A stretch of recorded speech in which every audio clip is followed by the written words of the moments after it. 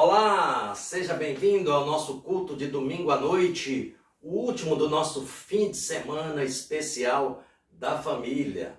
Hoje exclusivamente aqui pelo YouTube. Quero desejar a você as boas-vindas e a bênção de Deus para você comigo aqui ao vivo pelo YouTube, nesse dia 30 de outubro de 2022, às 19 horas.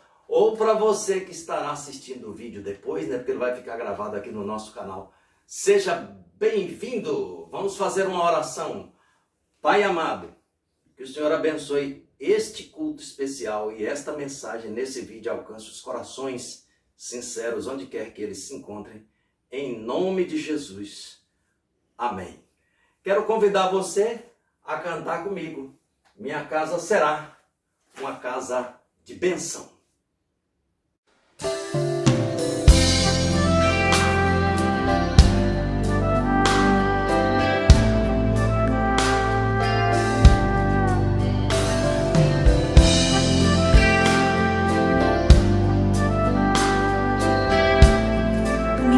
Tua, Senhor.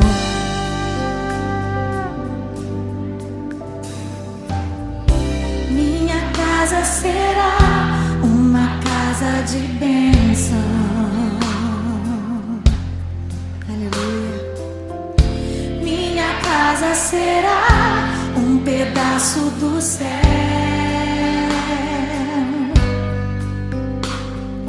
Nela estarão reunidos adoradores que só exaltam ao Deus verdadeiro e fiel.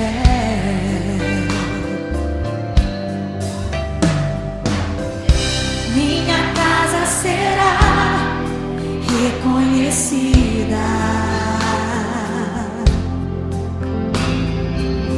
como um lugar de milagre e oração,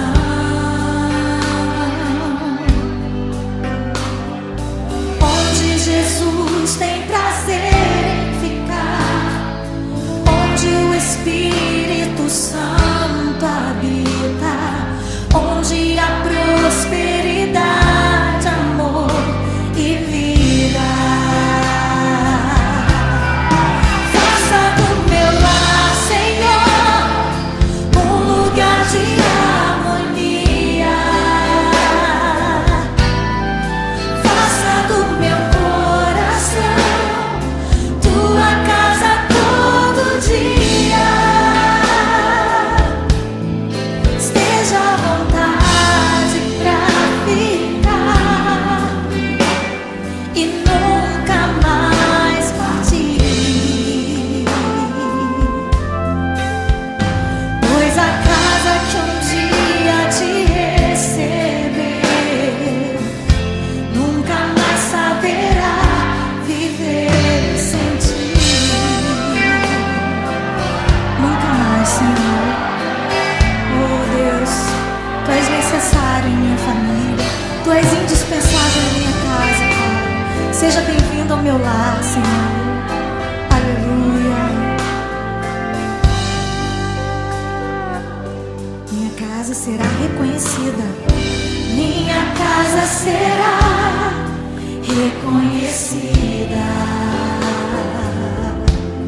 Eu creio. Como um lugar de milagre e oração,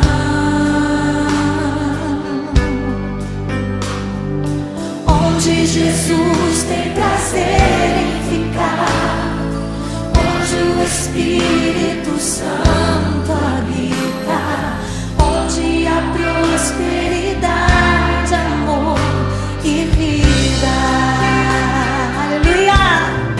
Faça do meu lar, Senhor, um lugar de harmonia.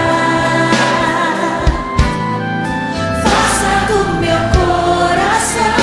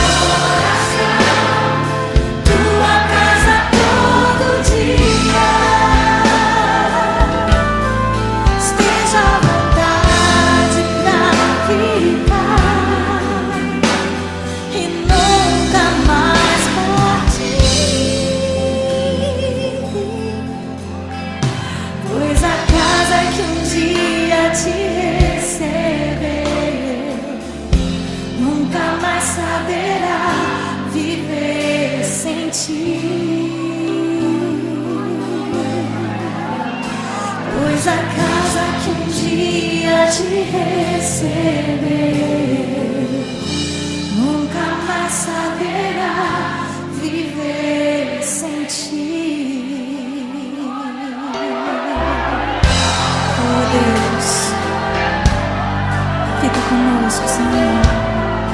Fica com as nossas famílias. As nossas famílias pertencem a ti, ó Deus. Aleluia.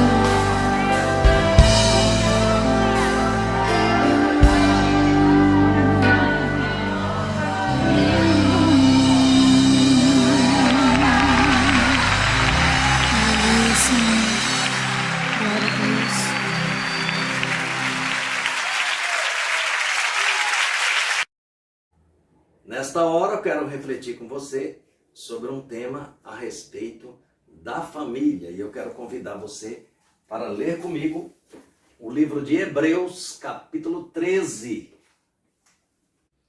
A carta de Paulo aos Hebreus foi escrita para alertar aqueles irmãos que tinham conhecido a luz do Evangelho e tinham se afastado do primeiro amor.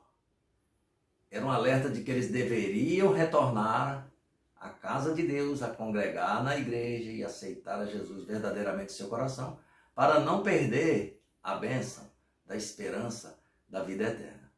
O capítulo 13 é o último capítulo do livro de Hebreus. Paulo faz as despedidas dos irmãos e dá-lhes algumas mensagens, advertências, que são fabulosas. Elas cabem a qualquer cristão e em qualquer tempo, e especialmente a nossa família. Eu quero ler graficamente o capítulo todo, com mais ênfase na família. O verso 1 do capítulo 13, ele começa dizendo o seguinte: seja constante o amor fraternal, o amor ao próximo, o amor entre os membros da família, entre pais e filhos, o esposo e a esposa, amizade para com os vizinhos, os amigos, irmãos da igreja, as pessoas. Deve ser constante, deve ser uma rotina.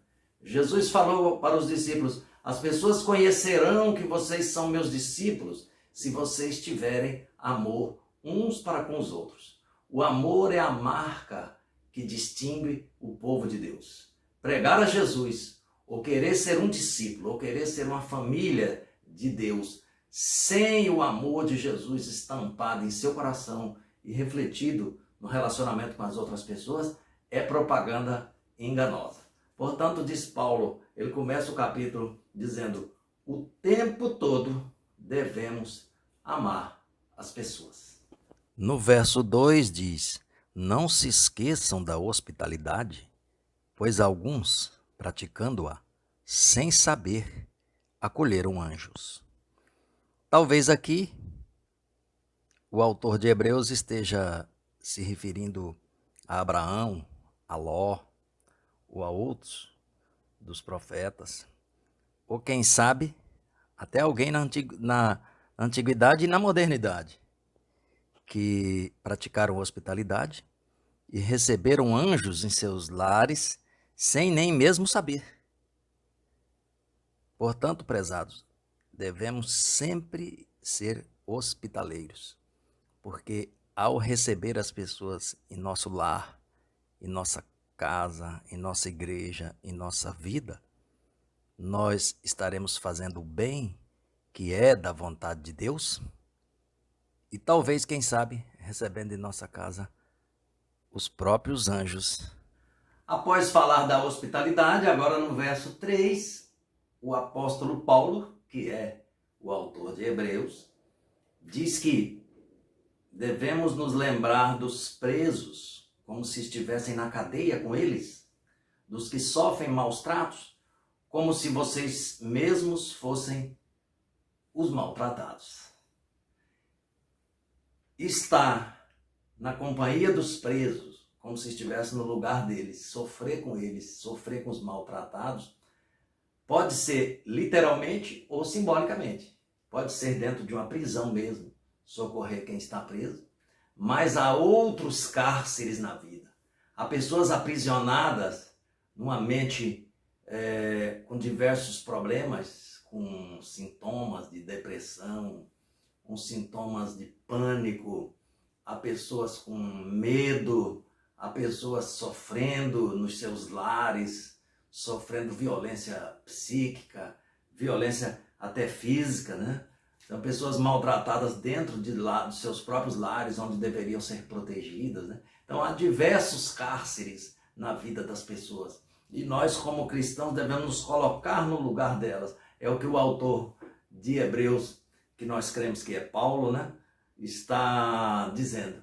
Colocar-nos no lugar das pessoas, empatia, preocupar-nos com as pessoas. Claro que devemos cuidar das pessoas com um limite também, né? Não deixar nossa vida para viver exclusivamente pelas pessoas, né? Tem que ter um equilíbrio, né? Cuidar da gente próprio e cuidar dos outros, né? Partilhar, né? Do carinho, do afeto, dos cuidados. Tanto dos encarcerados, literalmente, como dos encarcerados dos cárceres que a vida moderna nos impõe, dos vícios, dos traumas, dos sofrimentos. E os servos de Deus são chamados por Deus para fazer esta obra especial. O verso 4, prezados, é muito especial. Ele diz o seguinte: digno de honra entre todos seja o matrimônio, bem como o leito conjugal sem mácula, porque Deus julgará os impuros e os adúlteros. Em outras palavras, a prioridade número 1 do cristão, do servo de Deus, é o seu casamento. O casamento foi feito por Deus na semana da criação, mas foi desenhado pelo Criador já desde a eternidade para ser o centro, a base da felicidade e da vivência dos humanos aqui na Terra. Até hoje, a família é a célula máter da sociedade, é o centro de tudo, é onde a pessoa é feliz, é onde ela se sente aquele senso de pertencimento, né? Então Paulo diz, digno de honra entre todos, ou seja, maior do que tudo deve ser o matrimônio. E quem que vai construir essa relação maior do que tudo, do que todos? É você, juntamente com a sua esposa, formar o seu lar feliz, ou quem pretende se casar um dia, formar sua família feliz, ou ensinar as crianças que o Criador tem um plano, que elas, assim como elas tiveram sua família, elas também hão de formar o lar delas e haverão de ser felizes se elas fizerem a vontade de Deus. Paulo diz o seguinte, que é digno de honra também o leito conjugal sem mácula, né? Um relacionamento íntimo do casal deve ser puro, porque Deus julgará os impuros e os adúlteros não entrarão no reino do céu, a menos que se convertam, a menos que tragam a pureza para o seu lar, a menos que formem uma família segundo o coração de Deus. É maravilhoso saber que o Criador deseja salvar e deseja a felicidade de nossa família. Diz o verso 5 agora de Hebreus 13, que a vida de vocês seja isenta da avareza, contentem-se com as coisas que vocês têm, porque Deus disse, de maneira alguma deixarei você, nunca jamais o abandonarei. E assim afirmemos confiadamente, o Senhor é meu auxílio, não temerei. O que é que pode me fazer o homem? Aqui o autor de Hebreus diz, não tenham na vida de vocês avareza, não precisa a cobiça, não precisa o egoísmo, a ânsia por juntar coisas materiais. Primeiro, nós somos mortais. Quando morrermos, para onde vão os bens materiais? Vão ficar para os herdeiros aí ficarem brigando pela sua herança, né? Porque para onde se vai quando morre, para a sepultura, não se leva bem nenhum. E segundo ponto, não precisa ter avareza, nem egoísmo, nem egocentrismo. Por quê? Porque Deus disse, de maneira alguma deixarei você. Se Deus cuida das aves, Ele dá o alimento para as aves, para todos os animaizinhos do campo a cada dia. Ele vai te dar o alimento a cada dia. Se Deus veste os lírios do campo melhor do que vestiu o rei Salomão? Ele vai te dar a veste do dia a dia. Assim afirmemos confiadamente, diz aqui o autor, que o Senhor é meu auxílio, eu não temerei. O que é que alguém pode me fazer? Se Deus é por nós, quem será contra nós? No verso 7, ele diz agora, lembrem-se de seus líderes, os quais pregaram a palavra de Deus a vocês, e considerando atentamente o fim da vida deles, imitem a fé que tiverem. Paulo diz aqui que devemos respeitar os líderes da nação, os líderes da igreja, mas aqui fica um ensinamento. O pai e a mãe devem liderar a sua casa. Uma casa que o pai e a mãe não têm liderança é um lar desorganizado. As crianças têm que aprender que a casa tem regra, que é o pai e a mãe que determinam as regras e as normas do bem comum, para que todos vivam bem, né? Então as crianças têm que aprender a respeitar os líderes, seus pais, seu pai, sua mãe, os mais velhos, o avô, a avó, os tios, as autoridades lá fora, né? Os líderes da igreja, porque se formos submissos e fiéis e obedientes, imitando a fé dos crentes mais velhos que nós, Deus nos dará a bênção. E a bênção está aqui, maravilhosa, o centro da mensagem de hoje, o verso 8, que diz assim, Jesus Cristo é o mesmo, ontem, hoje e para sempre. Jesus, o Deus do presente, do passado e do futuro, vai cuidar de você. Não precisa ficar ansioso nem temeroso como você vai viver amanhã, porque você não pode fazer nascer nenhum fio de cabelo na sua cabeça. O Senhor cuida de você. Cuidou das pessoas do passado, cuidará das pessoas do futuro. E o futuro nas mãos de Deus será glorioso. Ele tem um plano maravilhoso para você na eternidade. O verso 9 diz, não se deixem levar por doutrinas diferentes e estranhas, porque o que vale é ter o coração confirmado com graça e não com alimentos que nunca trouxeram proveito aos que se preocupam com isto. Paulo diz o seguinte, ao invés de perder tempo com doutrinas falsas, mandamentos e tradições humanas, ensinamentos e filosofias mundanas, nós devemos nos concentrar no que é mais importante, na palavra de Deus, na doutrina escrita e revelada na palavra, que é apta para transformar corações, mente e corpo segundo a vontade de Deus Pai. A partir do verso 10 até o verso 14, nesses 4 versos, o autor de Hebreus, que nós cremos que é Paulo, né, porque ela é uma carta anônima, diz o seguinte, ele desenvolve a ideia o seguinte, do santuário, da presença do povo de Deus no santuário. Diz aqui o verso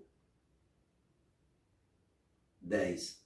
Temos um altar do qual os que ministram no tabernáculo não têm direito de comer, pois aqueles animais cujo sangue é trazido pelo sumo sacerdote para dentro dos santos dos santos, como oferecido sacrifício pelo pecado, têm o corpo queimado fora do acampamento. Por isso também Jesus, para santificar o povo pelo seu próprio sangue, sofreu fora da cidade. Saiamos, pois, a ele fora do acampamento, levando a mesma desonra que ele suportou. De fato, não temos aqui cidade permanente, mas buscamos a que há de vir. Aqui diz que o Rei dos Reis, o Senhor dos Senhores, se tornou sumo sacerdote para sempre, da ordem de Melquisedeque, porque ele morreu por nós.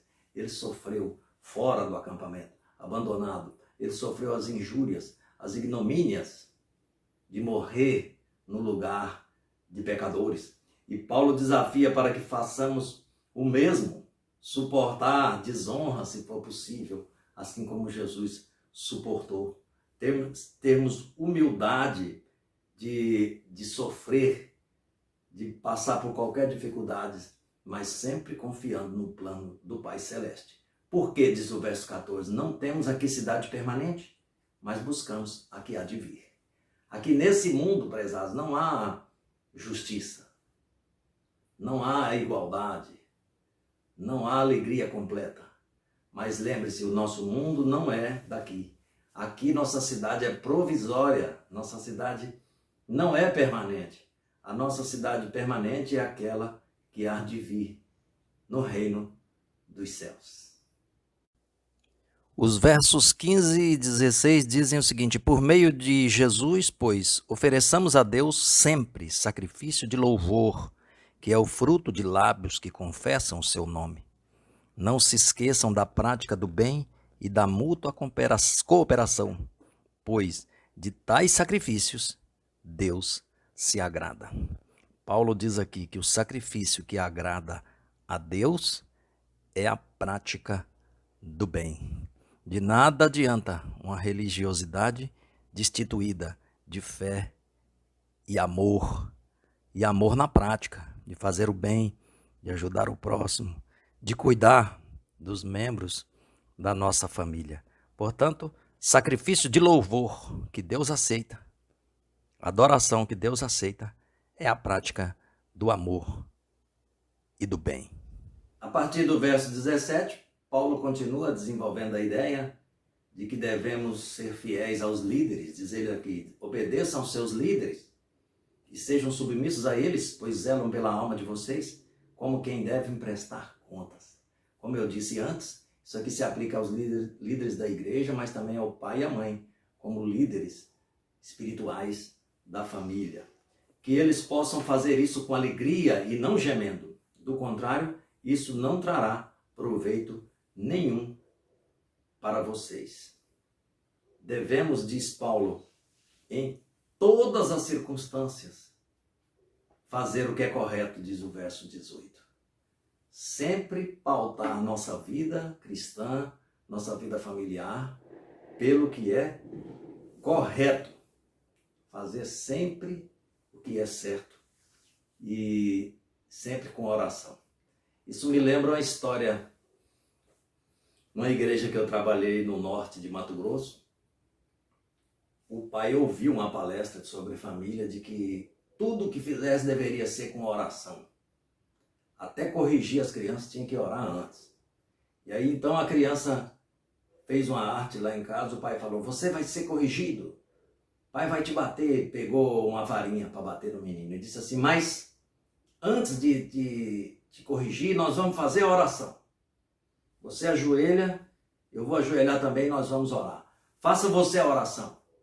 Aí o menino já tremendo, com temor de levar umas varadas, disse assim, começou a oração dizendo assim, olha aí, Senhor Jesus, quantas vezes eu pedi o Senhor para me mudar, e o Senhor não me mudou, e agora vou terminar apanhando. Ainda colocou a culpa em Jesus, né? De não tê-lo mudado, né? Quando terminou a oração, não sei nem dizer que o pai já estava rindo e nem bateu no menino, né? Então fica aí uma dica, né? Quando estiver nervoso, faça uma oração. Depois que estiver calmo, é que sente para conversar, né? O diálogo é sempre melhor do que qualquer violência sem pensar, sem refletir. E por fim, nessa leitura gráfica de Hebreus 13, com enfoque na nossa vida cristã e particularmente na família, leia o verso 20, que diz assim, ora, o Deus da paz, que tornou a trazer dentre os mortos o nosso Senhor Jesus, o grande pastor das ovelhas, pelo sangue da eterna aliança, aperfeiçoe vocês em todo o bem, para que possam fazer a vontade dele. Que ele opere em nós o que é agradável diante dele por meio de Jesus Cristo, a quem seja a glória para todo sempre. Amém. O Deus Todo-Poderoso que criou o mundo, que criou nosso planeta, que nos fez viver em família, nos deu essa bênção da família, que ressuscitou a Jesus dentre os mortos e o tornou Deus glorioso e Salvador, Ele quer aperfeiçoar em nós o bem, quer fazer a sua vontade em nossa vida. Através de Cristo, pela fé, se for nossa vontade, o Espírito Santo habitando em nós, Deus nos dirige e passamos a fazer a vontade dEle. E Ele opera em nós tudo que é agradável, transforma nossa vida, nosso coração, à semelhança de nosso Senhor Jesus Cristo. E por fim, Paulo termina dando a bênção. Nos seus momentos de despedidas, a palavra final do capítulo 13 de Hebreus, do livro de Hebreus, né? Ele diz assim: a graça de Cristo esteja com todos vocês.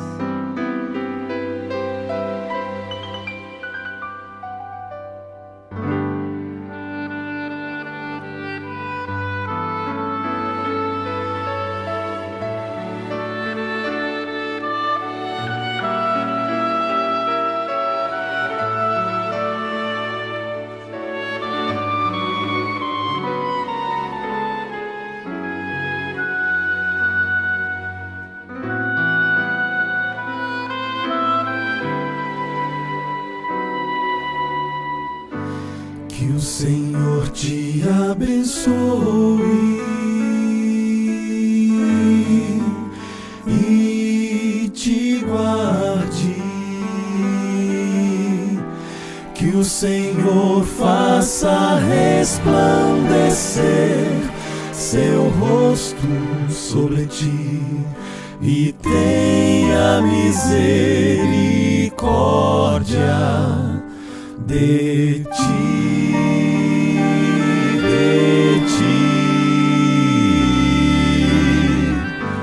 Que o Senhor sobre ti levante o seu rosto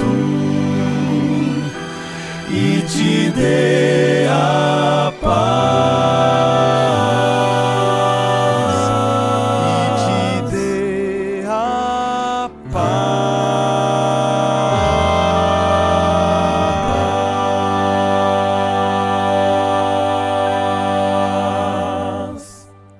Assim como estamos, feche seus olhos, vamos orar.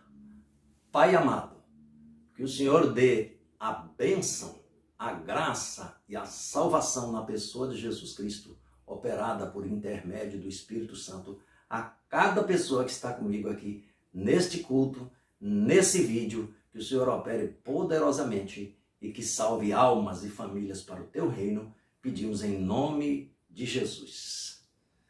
Deus te abençoe e até a próxima!